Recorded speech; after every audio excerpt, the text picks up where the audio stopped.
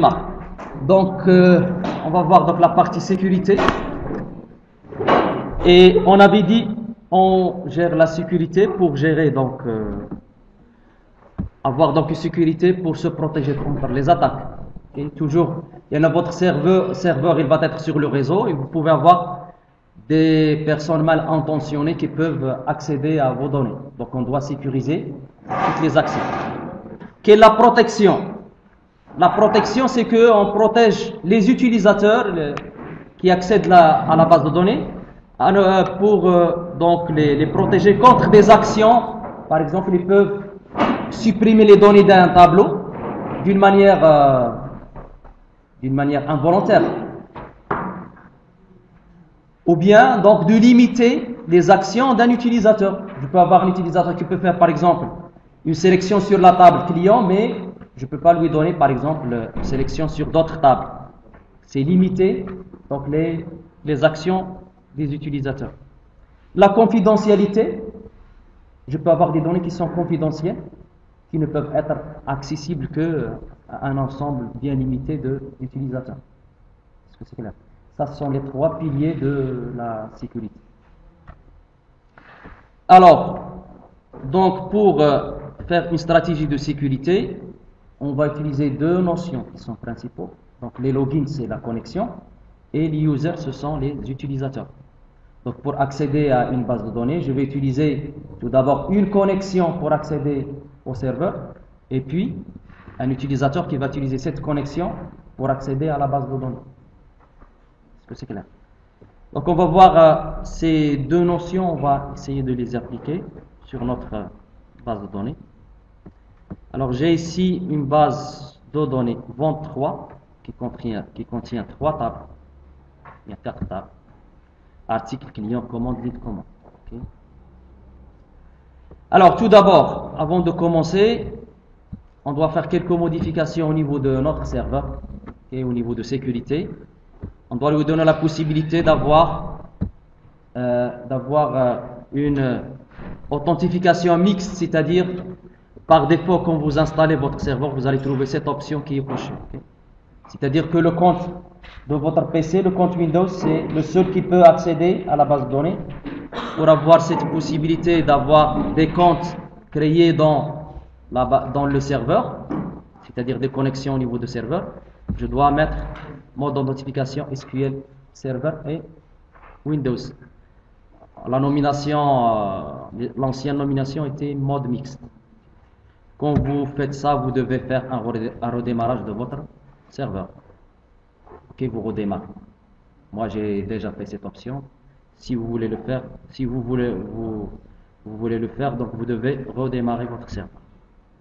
Alors, on va créer tout d'abord une connexion. La première des choses, c'est une connexion. Alors, une connexion, c'est quoi? Un login. Un login. Donc pour ce faire, on va se positionner sur le dossier sécurité de notre serveur. Connexion et nouvelle connexion. Vous pouvez la créer directement par l'assistant. Alors ici, vous avez authentification Windows. C'est-à-dire que vous allez créer une connexion qui est basée sur un compte Windows. Et dans notre cas, on va utiliser donc cette authentification SQL. On va créer donc une connexion qui va être créé dans notre serveur SQL Server. On a donc un nom CNN 7 par exemple. Alors ici vous devez mettre le mot de passe, dire AZERTY.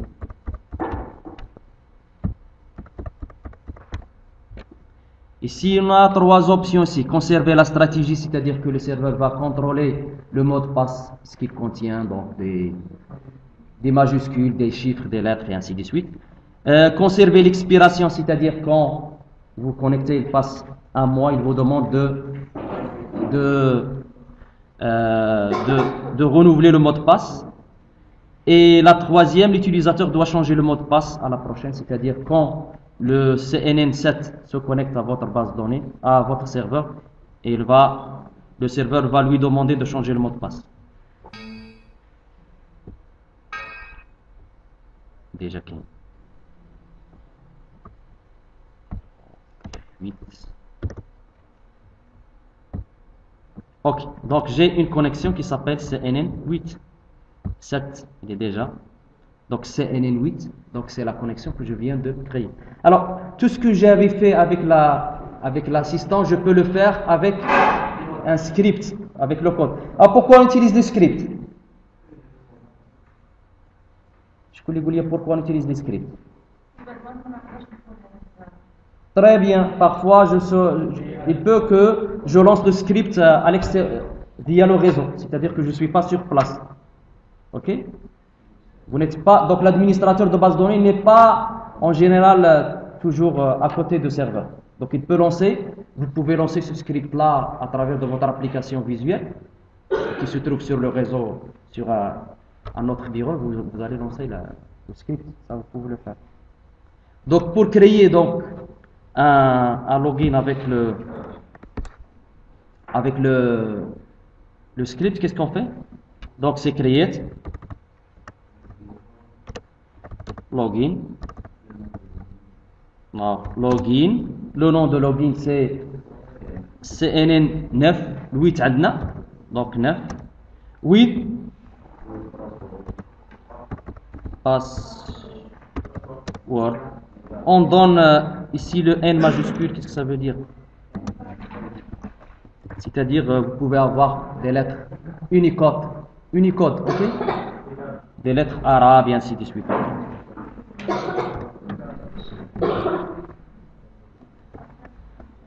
Ça y est, le plus simple possible. Existe déjà. Oh. Option 10. Voilà, donc une connexion 10 a été créée. Okay. Donc pour vérifier cette connexion, je peux créer une nouvelle connexion sur le même interface. Donc ici je change, c'est pas le Windows, c'est SQL. Donc CNN 8 AZERTY. Il me demande de changer le mot de passe.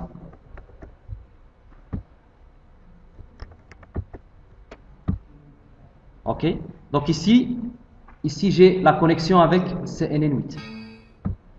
Regardez qu'il ne peut rien faire sur le serveur. Il ne peut accéder à aucune base de données, il ne peut faire aucune action. Par exemple, il ne peut pas créer ni base de données, il ne peut rien faire.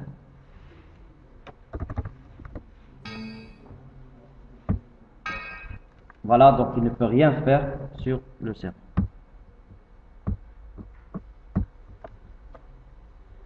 Alors, ici, on avait créé une connexion. Maintenant, je dois créer un utilisateur, ok, qui va utiliser donc une connexion. Alors, la connexion que j'ai, c'est CNN8.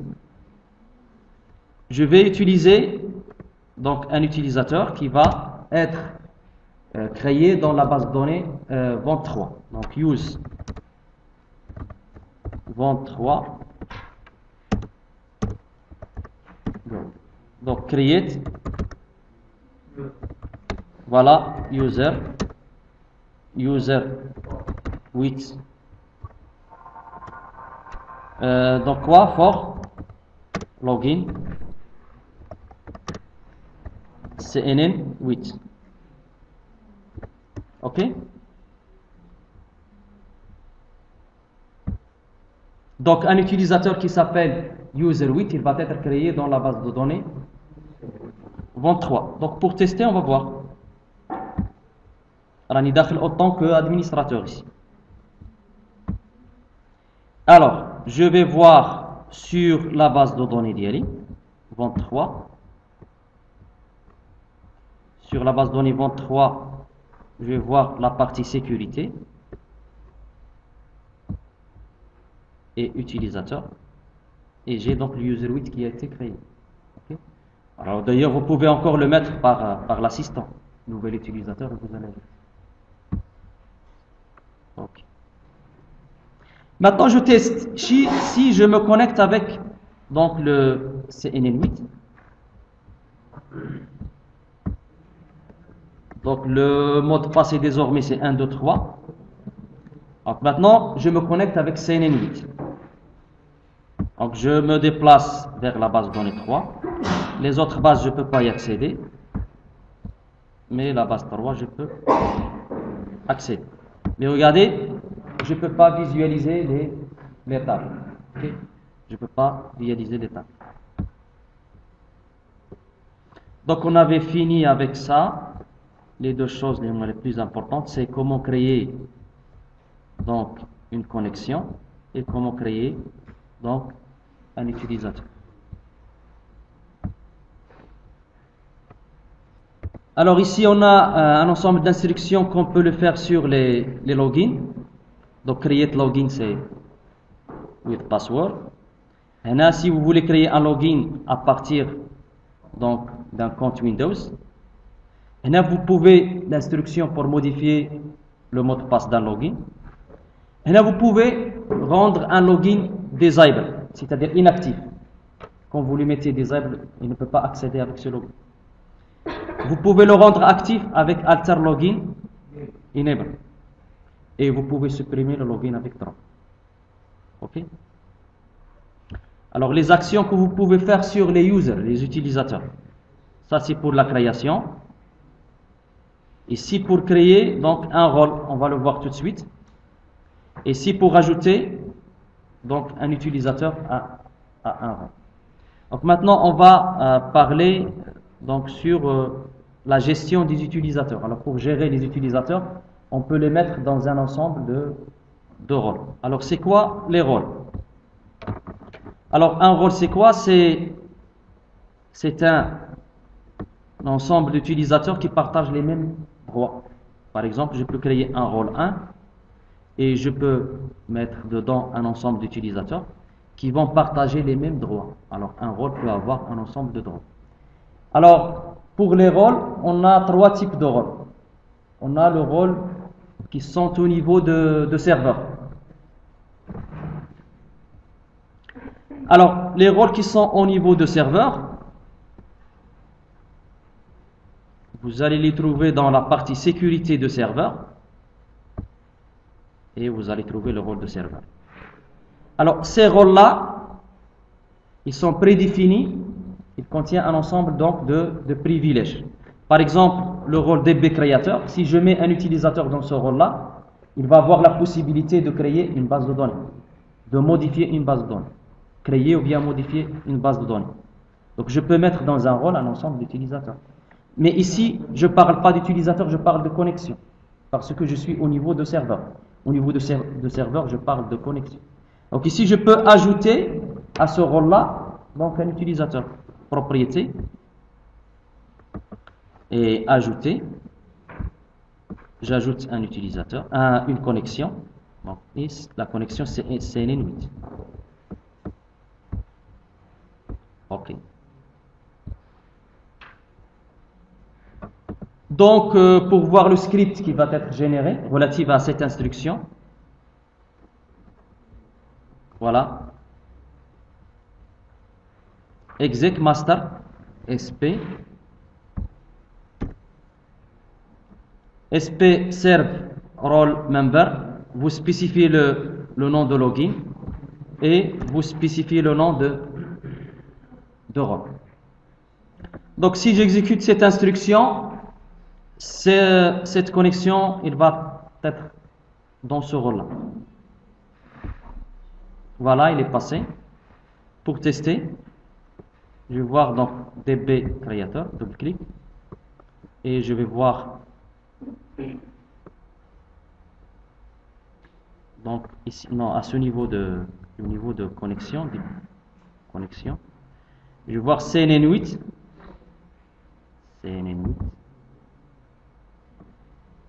Alors, rôle serveur, voilà, vous avez le DB créateur et les coché, c'est-à-dire il appartient à ça. Vous allez voir le rôle public. Ici, le rôle public, il est déjà coché, vous ne pouvez pas le décocher. Donc, toutes les connexions sont impérativement dans le rôle public. Est-ce que c'est clair? C'est-à-dire que vous devez faire attention à ce rôle public, vous ne devez pas lui donner beaucoup de droits. Parce que chaque connexion va hériter les rôles, les privilèges de rôle public. Est-ce que c'est clair? Ok. Je vais voir le rôle public. Alors, les rôles publics ici. Les autorisations que j'ai sur le rôle public. Donc, seulement, il peut donner le droit donc, à le connecteur de se connecter avec le SA. Donc, on va voir que SA, c'est une connexion qui est prédéfinie, que vous pouvez l'utiliser. Donc, quand vous installez votre serveur, il vous crée une connexion qui s'appelle SA. Alors, pour l'avoir, vous pouvez avoir la connexion SA. Toujours, vous allez la retrouver ici. Mais par défaut, cette connexion, elle est désactivée. Son état, elle est, parce que moi, je l'avais déjà activée, vous allez la retrouver désactivée. Donc, si vous voulez l'utiliser, vous allez l'activer et puis vous allez mettre un mot de passe. Et vous allez l'utiliser. Et cette connexion SA, elle appartient à sysadmin. Donc, c'est une connexion qui a le rôle d'un administrateur. Faites attention. Okay? Donc, si vous activez SA, c'est-à-dire que vous avez activé un administrateur qui peut faire n'importe quoi sur le serveur. Par défaut, quand vous installez, vous allez trouver qu'il est déjà désactivé. Vous pouvez l'activer. Ok. Donc ici, on a parlé donc de rôle de serveur. Donc on a un autre, on va explorer quelques rôles de serveur. Donc ce rôle-là, bulk admin, on avait dit que si je mets une connexion dans ce rôle-là, c'est-à-dire que cette connexion, il peut exécuter l'instruction bulk. Alors qu'est-ce qu'il fait l'instruction bulk? C'est d'importer des données à partir des fichiers externes. DB créateur, donc si je mets une connexion ici, il peut créer une base de données. Disque admin, il peut gérer les disques de storage. Process, il peut gérer les processus. Public, on vient de parler. Sécurité, il peut gérer les sécurités, ajouter des connexions, supprimer des connexions, donner des droits aux connexions. Serveur, il peut gérer les ports et ainsi de suite de serveur. Setup, il peut faire la mise à jour de serveur. Et sysadmin, c'est un administrateur donc si je mets une connexion dans sysadmin, c'est-à-dire qu'il va devenir donc un administrateur de serveur. Ok. Alors, ça c'est pour les rôles serveurs. Je peux avoir donc des rôles au niveau de base de données. Chaque base de données peut contenir des rôles de base de données. Alors, je vais me pointer sur ma base de données, vente. Alors, pour chaque base de données, vous allez trouver le dossier sécurité. Donc, chaque base de données, il a le dossier sécurité qui contient les utilisateurs. Il contient les utilisateurs. Et il contient encore les rôles. Alors, ici, ce sont les rôles au niveau de base de données. Chaque base de données est là, ces rôles-là. Alors ici, vous pouvez gérer donc Access Admin. Vous pouvez gérer le backup, c'est-à-dire la restauration. Si vous mettez quelqu'un, cette fois-ci, je parle d'utilisateur. Donc, si je mets un utilisateur, un user, dans un rôle ici, par exemple, le backup, il peut faire le sauvegarde de la base de données. DB Data Reader, si je mets donc un utilisateur ici, c'est-à-dire qu'il peut faire quoi? Voilà. Qu'est-ce que ça veut dire? Techniquement, il peut faire la requête select sur toutes les tables de la base. Ok? Data writer, DB data writer. Il peut modifier sur toutes les tables. Ok? Insert, update, delete. Ok? DLL admin. DLL, c'est-à-dire qu'il peut exécuter les requêtes DDL, Data Definition Language. Ok? L'IHUMA, donc toutes les actions de create, drop, alter, ok? C'est DD, Data Definition Language. DINI Data Reader. Donc, si je mets un utilisateur ici, donc il ne peut pas lire sur les tables. C'est-à-dire qu'il ne peut pas lancer, c'est le contraire de DB Data Reader. Donc je refuse qu'il fait ici, donc je lui donne pas le droit de faire la sélection. Il ne peut pas faire la sélection sur toutes les tables. Dini Datarwater, c'est le contraire, donc il ne peut pas faire l'écriture sur toutes les tables, c'est-à-dire il ne peut pas lancer des requêtes update, delete et insert sur toutes les tables de la base de données.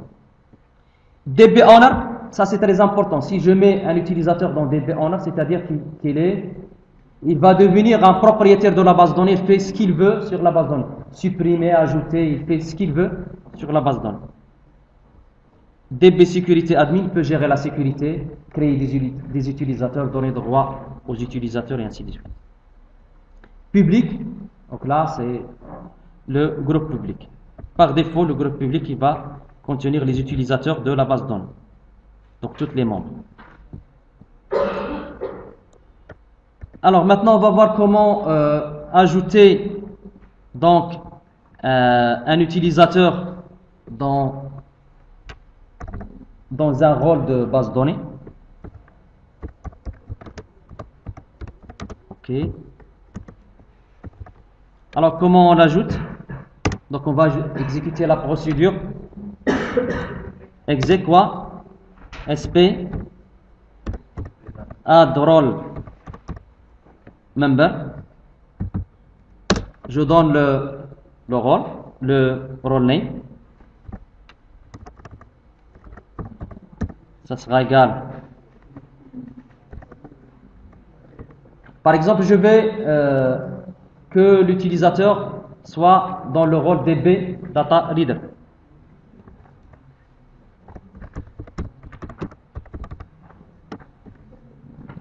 Quel utilisateur? Donc c'est member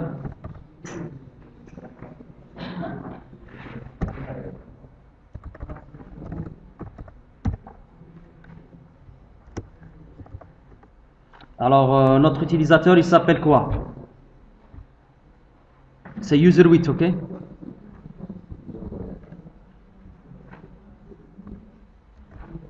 Ok? Donc cette fois-ci notre utilisateur user8 qui utilise la connexion CNN8, il va appartenir à ce rôle-là. Ici, vous devez faire attention, vous devez utiliser la base de données. Donc, use vente 3. Go.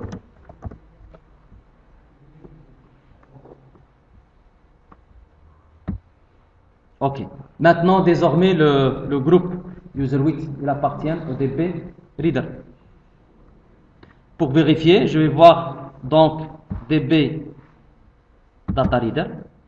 Voilà, il contient le user8. C'est-à-dire que le user8, il peut faire la sélection sur toutes les tables. Pour vérifier, donc je vais faire une connexion. J'enlève celle-ci. Je dois me reconnecter. Donc, j'enlève celle-ci et je la rajoute.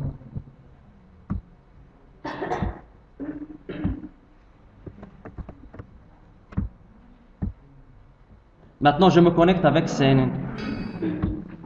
Les autres bases, il ne peut pas y accéder.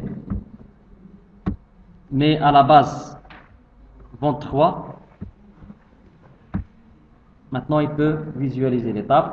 Et il peut, nouvelle requête, il peut faire des selects sur les tables.